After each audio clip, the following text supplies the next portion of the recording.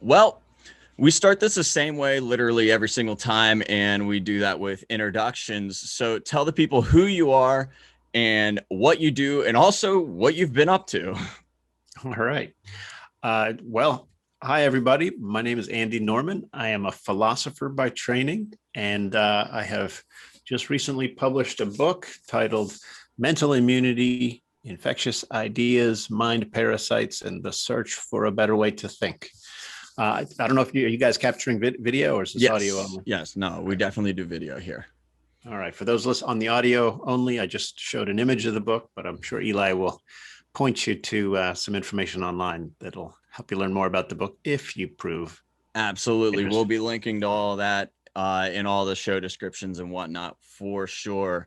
Um, like I said before, like this is mainly a business podcast, but culture infiltrates business. So Yeah. whenever I saw you, which I should probably point this out because I think a lot of people would be very impressed or maybe already recognize you, but you were on the Joe Rogan podcast, which I watch fairly frequently. And having those Pittsburgh roots, I decided you would be an amazing person to reach out to. And I am forever grateful that you accepted, considering I have like maybe hundreds in my network and he's got like millions. So Millions. That's true. He's got a crazy network, but it was a privilege to be on his show, and it's a privilege to be on yours. well, thank you. Actually, I gotta ask you anyways, just because I'm curious, and maybe I should have done it before the show. Is how have things changed for you since being on his show? Yeah, well, I mean, there's been a real outpouring of interest in the book. People who were inspired to one or another degree, or who disagreed with the opinions I expressed on the Rogan podcast. But I think this is perhaps my first real venture into the public eye. I've lived a pretty low profile existence until the Rogan podcast.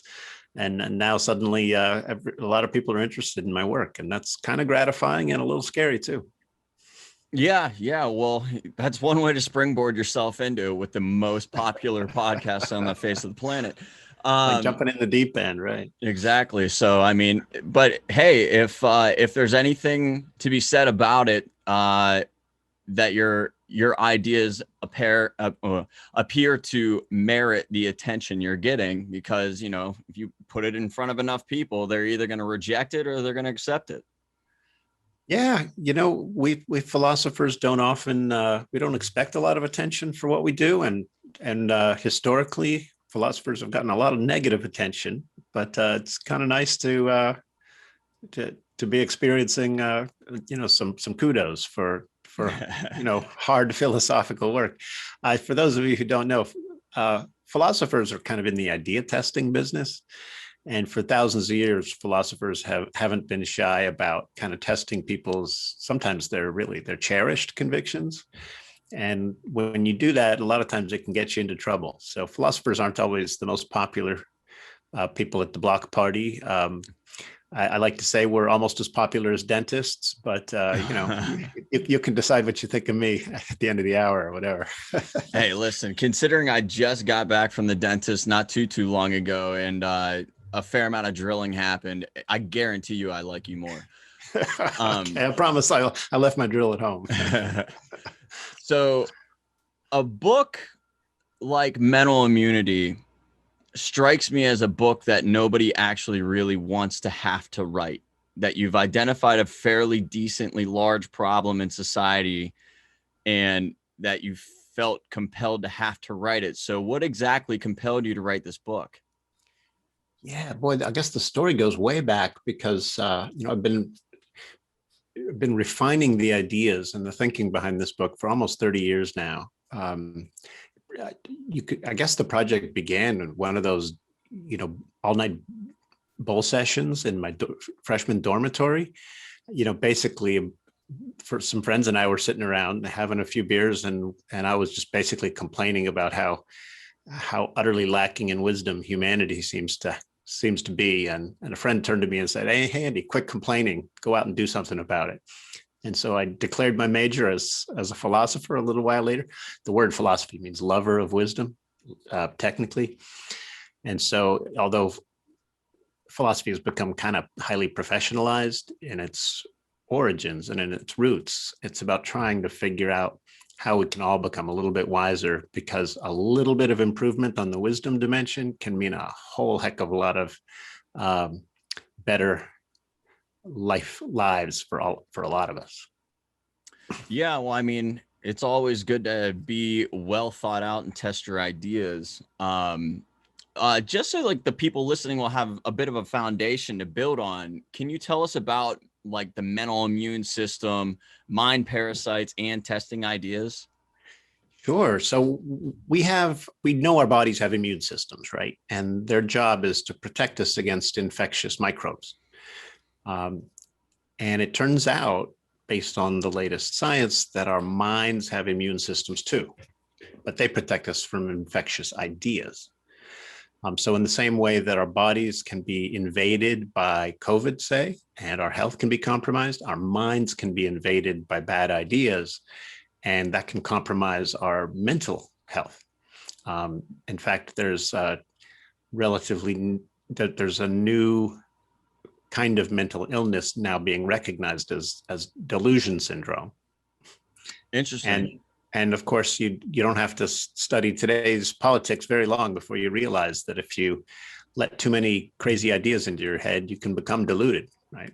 So for on the way I analyze it in the book, the wackiest conspiracy theories are in fact mind parasites that can spread across the internet, infect minds, get people excited about spreading them to other minds, and then an actual epidemic of conspiracy thinking can happen. But if you learn how mental immune systems work and how they can protect us and how we can enhance our mind's capacity to filter out the wrong ideas, then we become more immune to, say, conspiracy theories, but also just wiser versions of ourselves. I think that's an interesting way to describe it, because and this is my like kind of more of a bro science take on, I guess, the concept that you're laying out, which I've always said that like emotional responses are bad math. Like whatever I hear from something, if I really like it or if I really hate it and it makes me angry or whatever, or whatever direction it makes me go in, that reaction largely probably wasn't based on data. It was me liking the sound of it. It was liking the way that, I liked whatever that outcome would be if it were true. And instead of, doing any work to figure out whether or not it actually was true, I was ready to commit to it as though it was. Right. So if your support or for something or your opposition to something is based on a really powerful emotion alone, it's quite possible that powerful emotion is causing you to put your faith in the wrong thing. So philosophers have recognized, going way back, that if we don't modulate our emotions, if we don't moderate them to some degree with reason, or critical thinking, as we call it today, if you don't do that, a lot of times you can end up believing in the wrong things, or pursuing the ends that aren't realistic, or say sinking a lot of money into a business project that just is destined not to go anywhere. So if you get really good at testing ideas early, which is to say strengthen your mind's immune system, you can do a much better job of testing even business opportunities in kind of like in the mind's simulator, and thereby toss out the unfeasible options and stand a better chance of succeeding when you are ready to invest in whatever project. Right. When you brought up critical thinking, I've heard of this happening fairly often. I don't know if you see much of this or not, but a lot of people have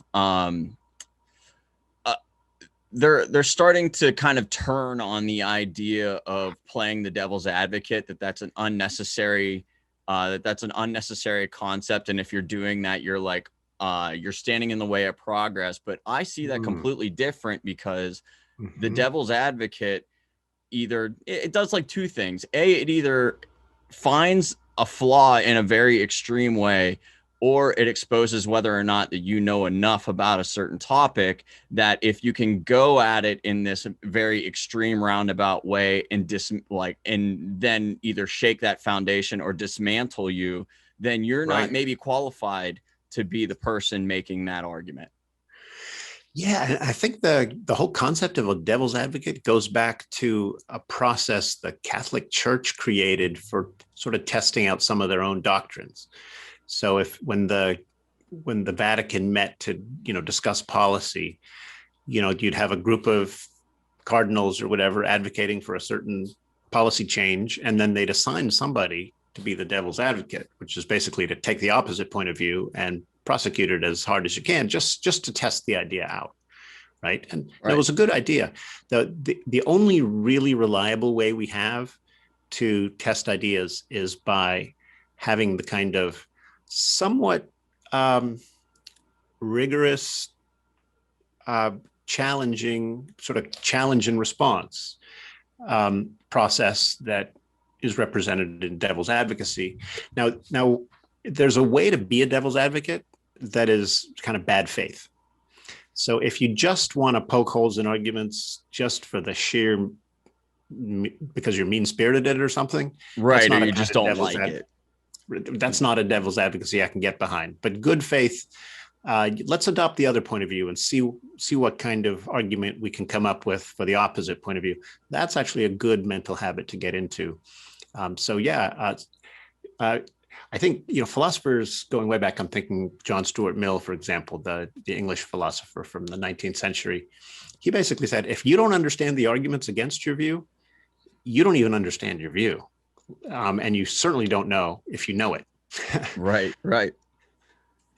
So, well, so obviously you've done, I can't even imagine probably the amount of research that you had to do to put together a book. I've considered ideas of writing on, but I can't even imagine where I would even start to compile enough information for a book.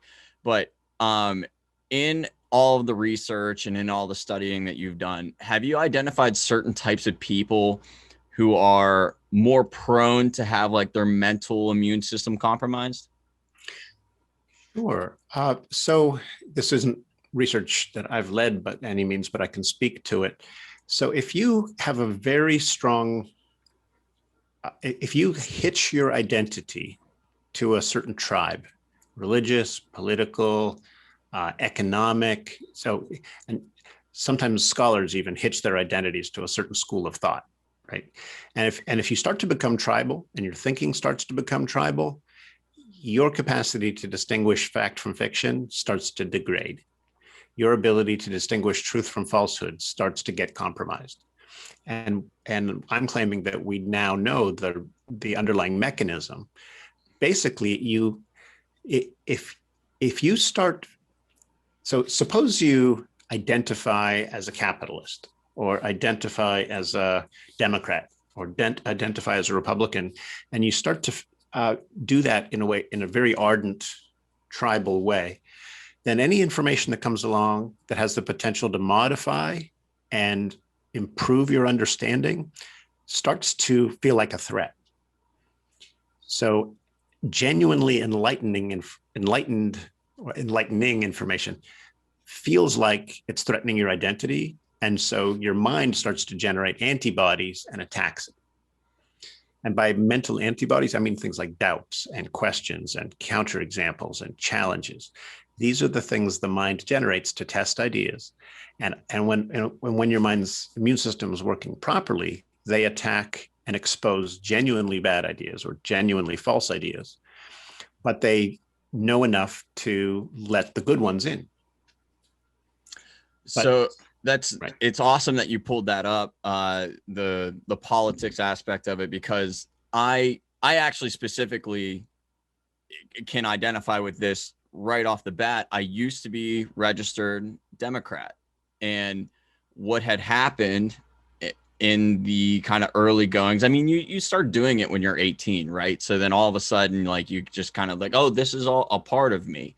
Yeah. But so then you grow a little bit older, and for whatever reason, you become attached to it. And I was starting to defend Democrats about things that I didn't even know anything about. It was just because I was registered as that. So if you were criticizing it, you could have been completely correct, and I had no idea. But it was my team; it was the side that I was on, and it was serving no purpose but I was just carrying water for them. You know what I mean? That's a beautiful example, and you expressed that so well, because I think you just captured the way it feels, right? You know, you belong to tribe X. Somebody raises or says something that threatens your tribe X, and you go to its defense without even really knowing, if your tribe is right about that. Yep. Yeah, it's been a minute. Oh, go ahead. Well, I was just going to say, I think we're all prone to this to some degree. There's some pretty good research now that basically says, our ancestors evolved, our minds actually evolved to promote tribal solidarity. And so when you identify with a tribe, you want to think, you need to think in ways that keep you in good standing in that group. And if that means embracing delusions and attacking even good ideas, a lot of times we do it without even thinking.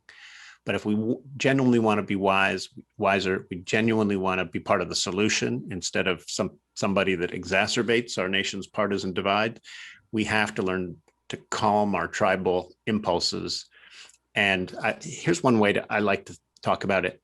Never reason to win, always reason to find out.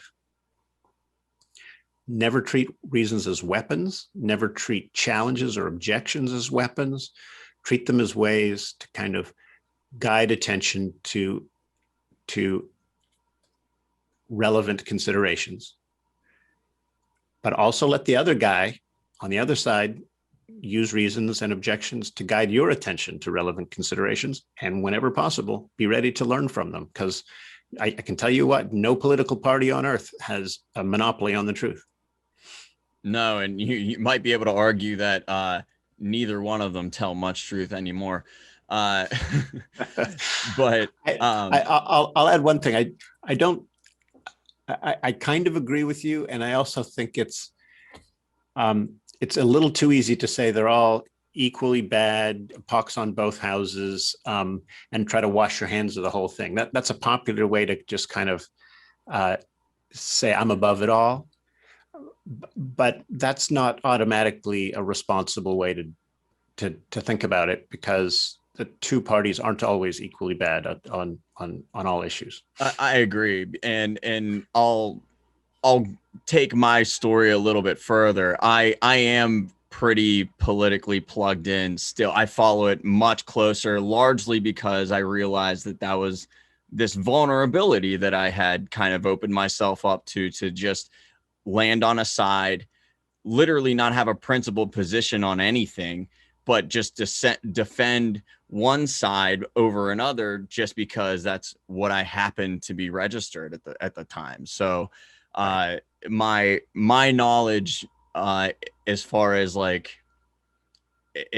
policy, and I don't lean towards anything. I always argue based on my principles and not really whether or not like a party is doing,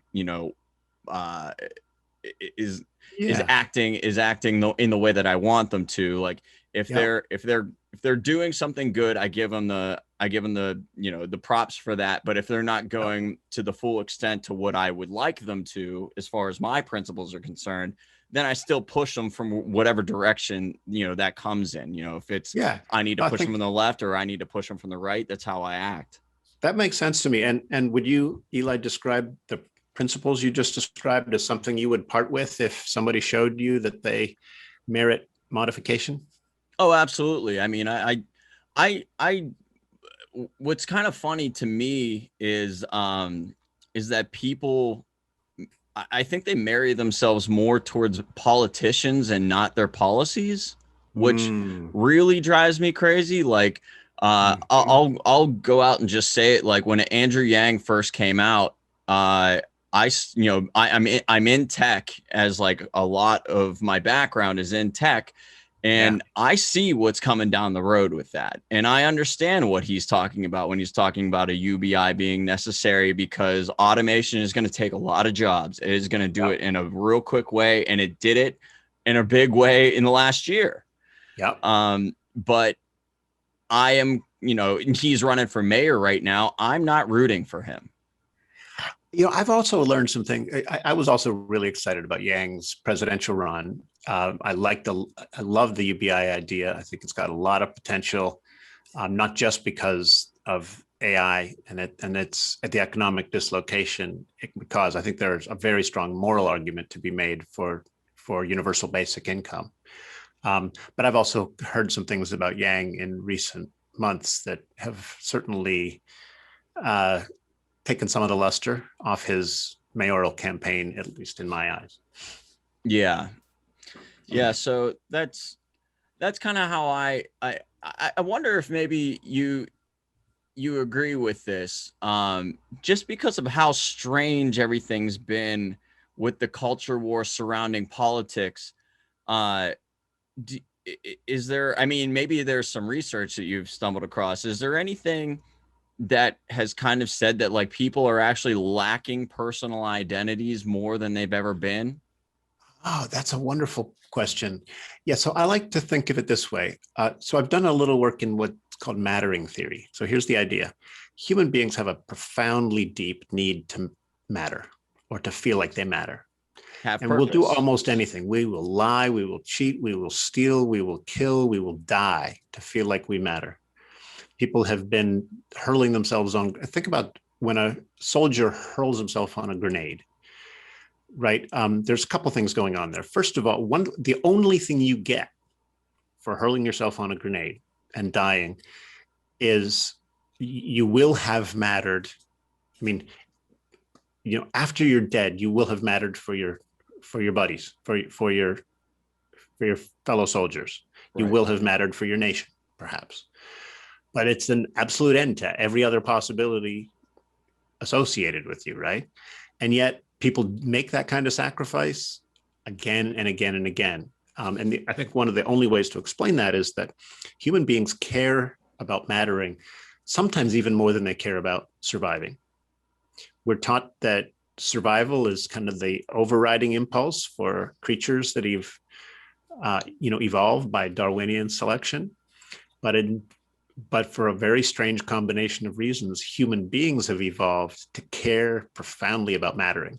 And we care about belonging too. We want to be part of a tribe. And that's deep in that's written into our genes as well. And you can meet these needs by joining a political party, by playing for a sports team. We were just talking about being fellow Penguins fans before the show. I revel in the kind of tribal solidarity that being a Pittsburgh Steelers fan affords, right? I don't think that always brings out the best in me, but I think it's a relatively harmless form of tribalism. Right. So I let myself get away with that for a couple hours a week. Right. But I think that especially when it comes to politics and religion, our tribalism, when we let our tribal impulses govern us instead of us governing them, it always ends badly. Look at history, and man, it's just a bloodbath. When human tribalism kind of gets going, it always ends badly. And so now we're now at a time when the internet has inflamed partisan tensions in ways that genuinely threaten the future of our nation. And I think we need to tame those impulses if we hope to persist as the United States. It's interesting you bring up the internet. Obviously, social media has, kind of got a lot of egg on its face right now as far as, who's radicalizing who and what ideas are being weaponized, and what's real, what's fake, what's not. But you know, again, I work in the technical side of the space. You know, I'm big into social media. I do social media management for my company. I'm all about, you know, I read up on it. I watch a lot, you know, a lot of people who do studies on it. And I mean, and there's a lot that's actually not, that doesn't need that much, I guess, like in-depth effort, but the algorithms have always, and still more than ever actually, favor the mainstream outlets. So CNN, MSNBC, Fox News, all Okay. these all these major outlets are the ones that are favored the most by these social media algorithms.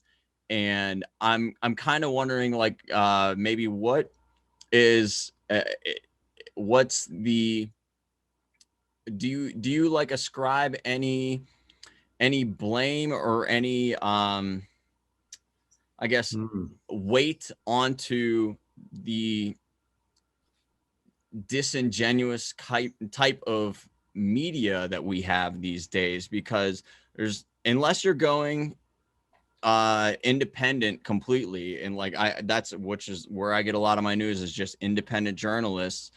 Yeah. These people are carrying water for one side or the other. Well, I do think there are a lot of journalists who just want to tell the story. They want to get at the truth, and they want to share the truth they learn in when they investigate a story. And what a lot of people who decry the entire mainstream press, I mean, there are major press outlets that have a distinct slant. And the vast majority of people who work in mainstream media are well-meaning people who just want to tell the story as accurately as they can. Now, there was a recent analysis that suggests that something like 80% of the misinformation. So you can have fact checkers go out there and check claims that various journalists make.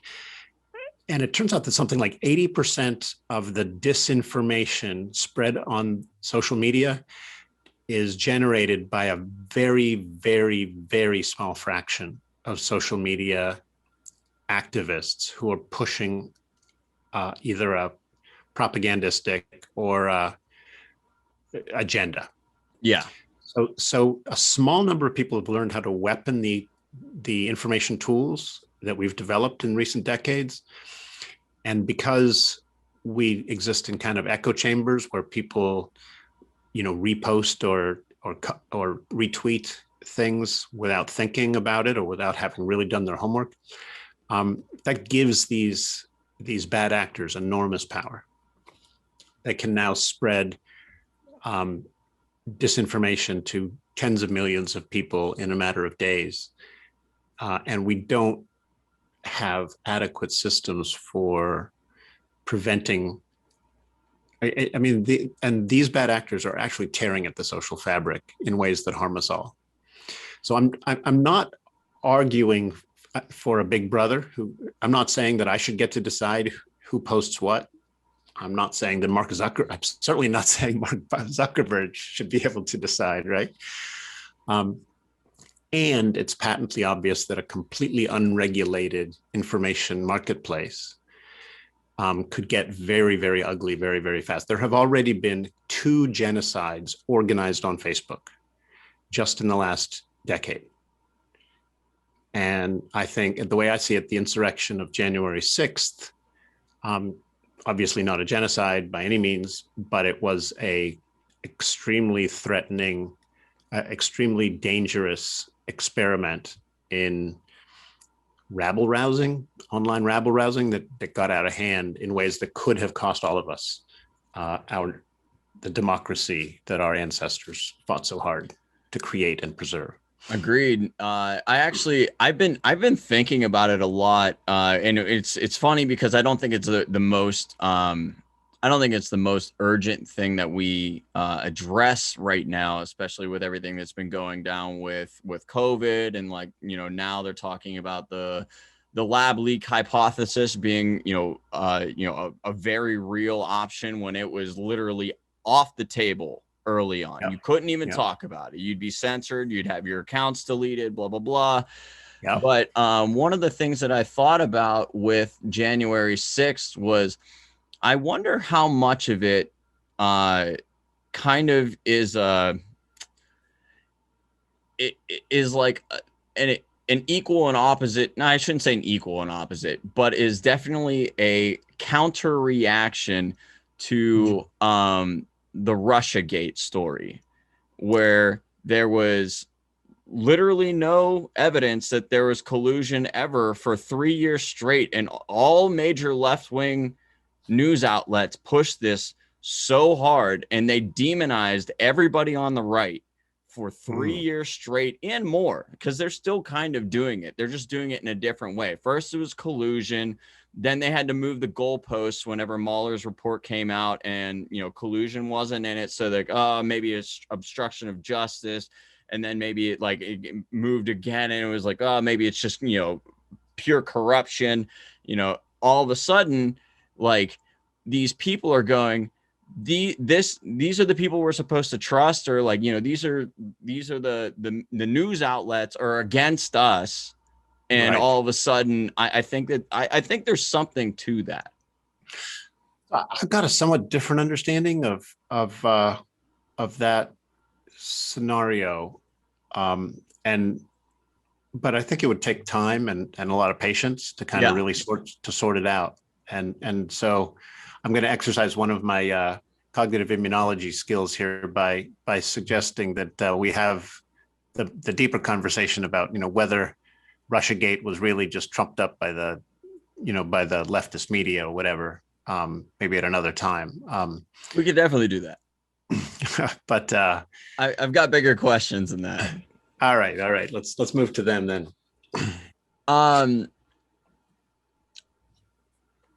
Okay, so actually, I kind of want to get into in your book. Do you cover like Gnomological networks at all? No, in fact, I'm not sure I'm familiar with the concept. I know the term gnomological shows up in philosophy. It has to do with what, naming things? Or laws.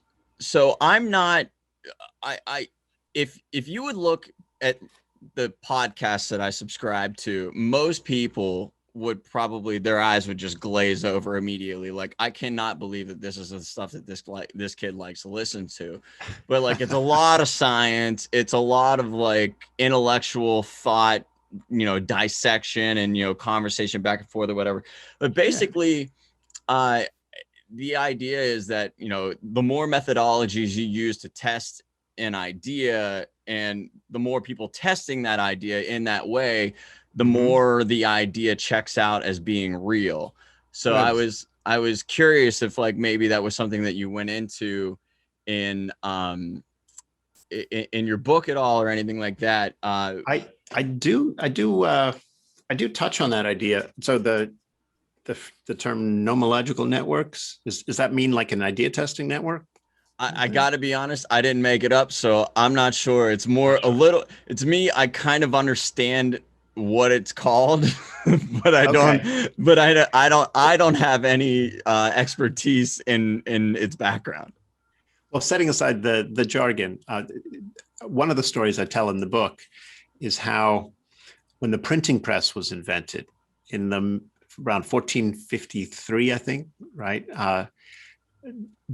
Basically, it became an order of magnitude easier to publish books. In fact, prior to that, books had to be copied out by hand. And so it became way, way easier to disseminate ideas on a large scale. What happened in the wake of that was an entirely new culture was born, where ideas reached dozens or hundreds of other thinkers who could then respond by writing letters back to the author of the book in ways that raised the bar in terms of what counts as a responsible claim. So the standards of accountable talk were pretty low before the printing press came along. The printing press came along, all of a sudden an idea had to survive the scrutiny of a much bigger audience, and the standard went up. And the result was something we call historians call the Enlightenment. And the Enlightenment brought us science, it brought us democracy, it brought us the germ theory of disease, immunology. I mean, so many of the things that we take for granted today that make life better for all of us were born during the Enlightenment. And it was due primarily to the fact that an idea testing network grew and became more robust in that time. Okay, so that would like kind of serve as its own little gnomological network. Yeah, I think like they called it the Republic of Letters back in the early Enlightenment. It was just like the scholars and the self-styled scientists who really were into, you know, the science geeks of the day who would set up labs in their basements and like test stuff and then write each other letters. That became a network for idea testing, and that's where sciences came from. And the overall standards of responsible talk changed profoundly. And before that, of course, it was the Dark Ages, and it was the Dark Ages for a reason, because everybody had forgotten how to test ideas properly during the Dark Ages. And that's why diseases ran rampant. Feudal economic systems kept most people in poverty. It was a dark, dark time, and the Enlightenment and the printing press helped pull us out of that. Well, so man, it's kind of interesting that you keep always leading me into a question that I already had queued up in my head, but it really does seem like the willingness to engage in an open discourse and good faith conversation seems to be like the core solution for this. But like, yeah, how do you break through to the people who have gotten to the point where they're unwilling to be considered? I guess like they don't want to consider the fact that their ideas might be flawed at all. Yeah, I think you've just put your finger, Eli, on what may be the biggest challenge of all. Is if you decide. So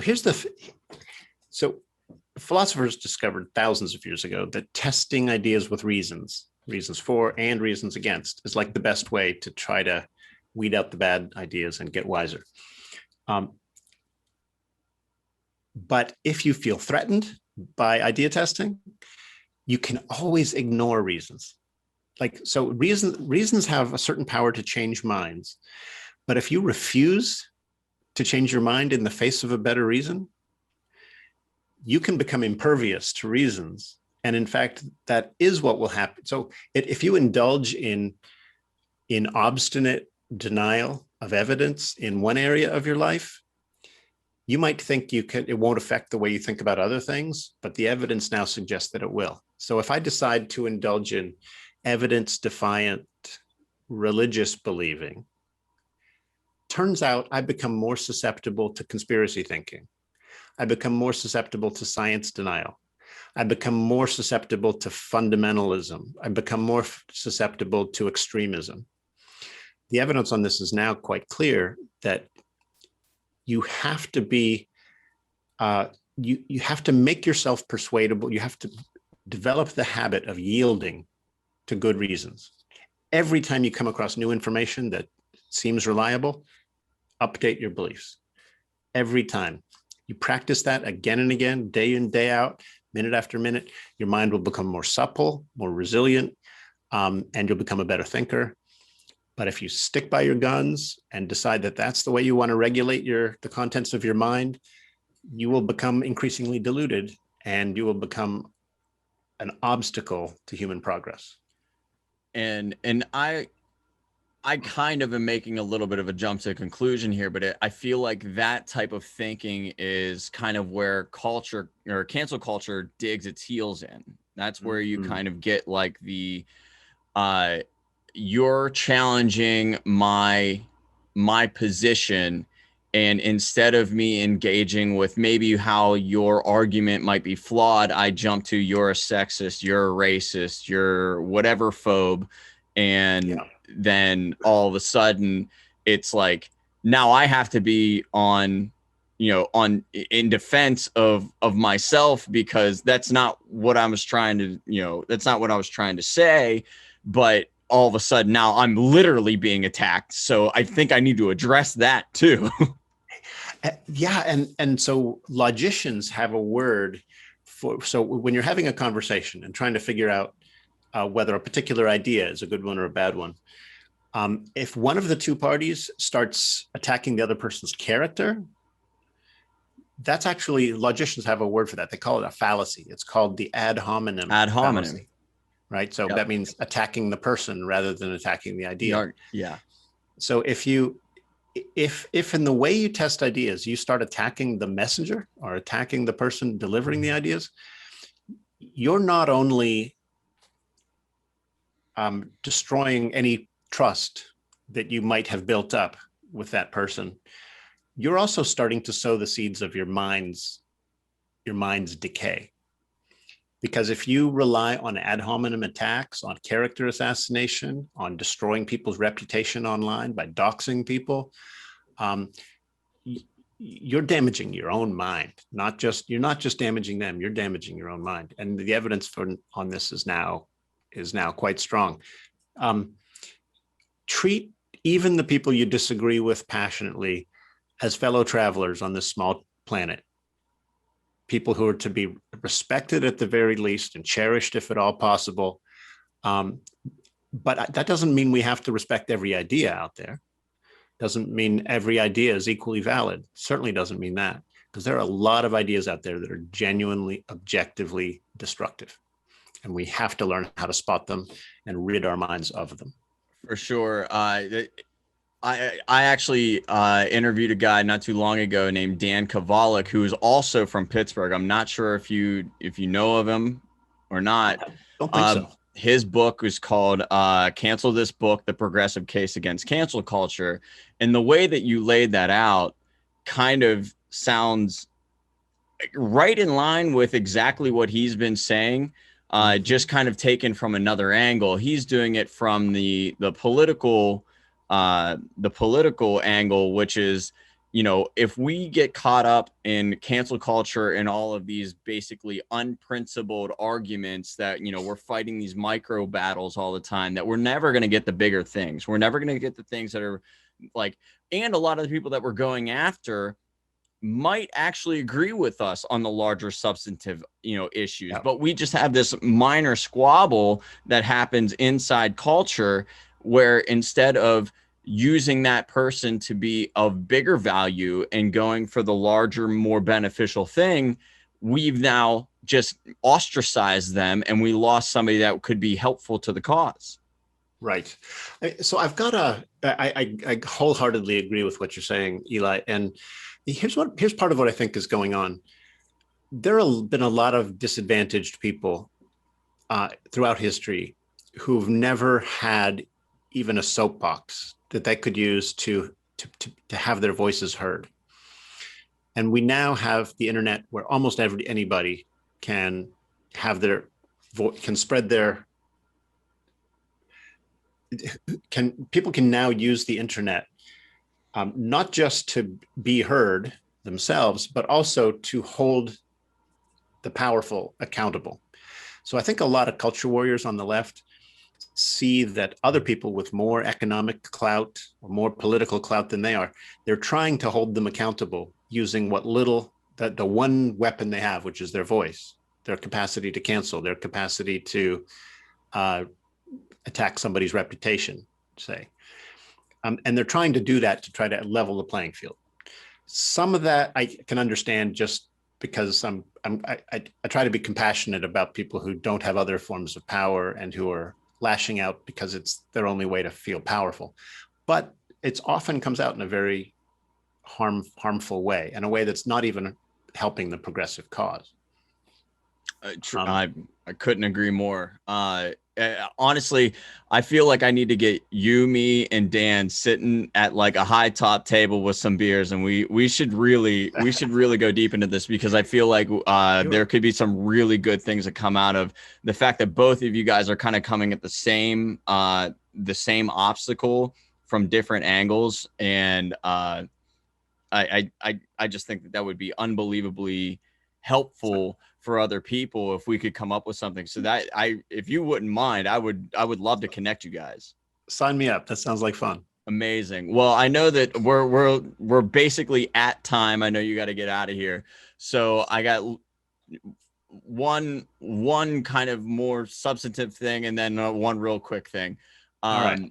I always kind of let the guest end as the interviewer, but like, instead of asking me, I guess you can ask me a question if you'd like to, but you can ask the people listening a question. What are you wondering that you would want to hear from all the people that are listening to this conversation right now? What's something that you'd want to hear from them? Wow. What question would I leave them with to think about? That kind of thing. Yeah, something that they could comment back and fill up the comment section and answer whatever you might be curious about from them. Okay. Well, yeah, I'll leave with a provocation and hope some of your listeners will be inspired to follow up either with me, with you, or others. So if you're concerned about the state of our nation, and I don't care if you're on the left or on the right, I don't care if you're religious or if you're secular, if you think that political discourse has become dysfunctional, if you are worried about just dogmatic worldviews that have hardened to the point where they can't even be modified by people with other worldviews, if you're worried about that problem, please do check out my book. I've thought really deeply and really hard about this problem for a very long time. And it's really gratifying to me that researchers and change agents all over the world have been reaching out just since my book launched a month ago. And I feel like I've got a piece of the puzzle here. And I really hope, but to have that puzzle piece to really change the world, I'm going to need help. I need other people who want to help me inoculate minds against the worst forms of viral nonsense. And again, if you can come into this conversation with completely opposite views from mine about which ideas are really nonsensical, if you're willing to engage in good faith and dialogue with me, with Eli, with other people, and if you're willing to change your mind when the parties on the other side bring valid observations to the table, you can be part of the solution. It doesn't matter where you start on the political spectrum, where you start in terms of your religious views. If you're willing to dialogue in good faith, your mind's immune system, you can strengthen it a little bit every day, become wiser, and you can become part of the solution. Check out the book. I think it'll give you some ideas for how to do that, but I'd love to hear what people think. And because I'm sure there's 100 ways you can take these ideas and begin using it to change the world for the better. I can definitely agree. And the last thing goes right alongside with exactly what you just said. Lastly, plug your book one more time. Tell the people where they can reach you, your website, social media, podcast experience, all the things. Thanks. Well, my website is andynorman.org, and you can learn more about the book and the other work I do there. You may also be interested in this science of mental immunity that I'm kind of lucky enough to be at